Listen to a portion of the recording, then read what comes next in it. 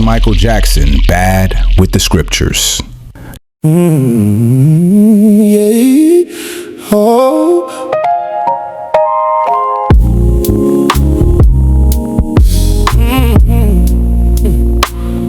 K to the band with the Scriptures. President Donald Trump has set a hard deadline of 8 p.m. Eastern Time, Tuesday, April 7th, 2026, for Iran to reopen the Strait of Hormuz or face massive U.S. strikes on its infrastructure. He warned that Iran could be taken out in one night and that the U.S. could destroy every bridge and render every power facility inoperable by midnight if the strait remains closed. Trump labeled this his final deadline, despite having extended similar ultimatums at least 3 times since first issuing them on March 21st. When asked directly if 8 p.m. Tuesday is firm, he replied simply, yeah.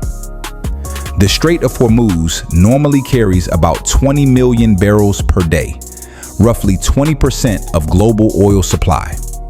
Since late February 2026, Iran has effectively blocked commercial traffic through the strait in retaliation for U.S.-Israeli military operations that began February 28th.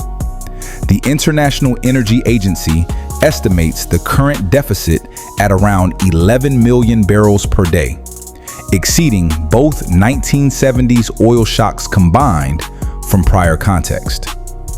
WTI crude surged past $114 per barrel on Monday, settling near $109.70 after intraday volatility, and traded near $115.50 on Tuesday, a 4-week high. Brent crude rose about 1.4% to roughly $111.33 on Tuesday afternoon in Asia, up from around $110 earlier in the week. U.S. national gas prices hit $4.11 per gallon, up nearly 38% since hostilities began. Diesel is more than 40% above pre-war levels. Market distortions and premiums. The blockade has fractured global oil markets. Premiums for WTI delivered to North Asia jumped to $30 to $40 per barrel above regional benchmarks for July delivery, compared with about $20 in late March from prior context. In an unusual inversion, WTI briefly traded above Brent as U.S. crude became the marginal supply source for many buyers. OPEC Plus announced a modest production increase of 206,000 barrels per day starting in May, but that is less than 2% of the supply lost and does little to address the Gulf blockade from prior context.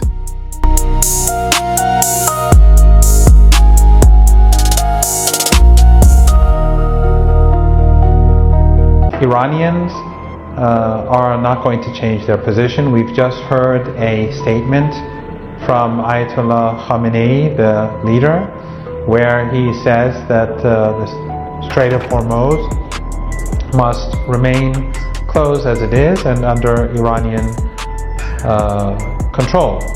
He called for Iran's armed forces to carry out the wishes of the Iranian people.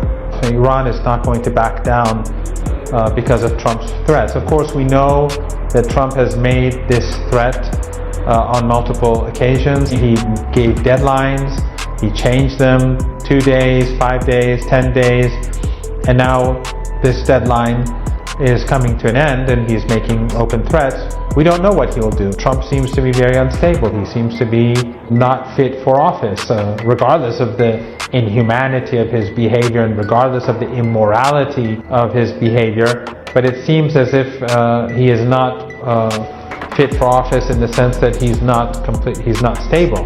He flip-flops and changes his position all the time.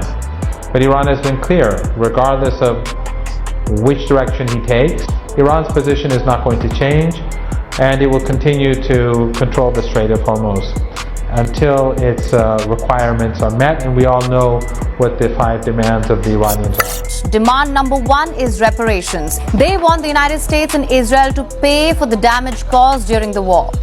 Demand number 2, sanctions. Iran wants all international sanctions lifted.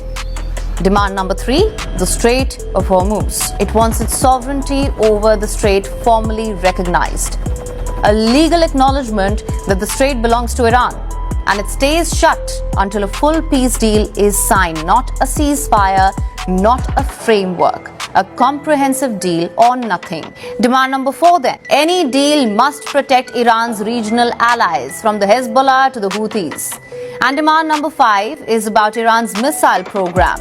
Iran says it is willing to negotiate over its nuclear enrichment capabilities. But no concessions are on offer for the ballistic missile program.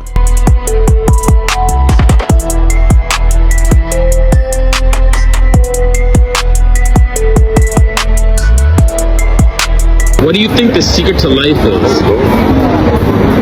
The secret? Ain't no secret. Stop being disobedient to the Almighty. Period.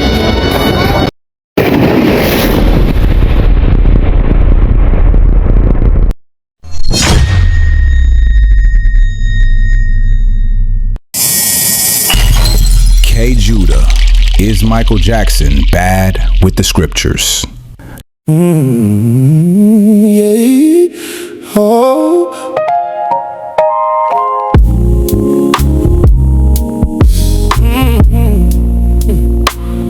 K to the band.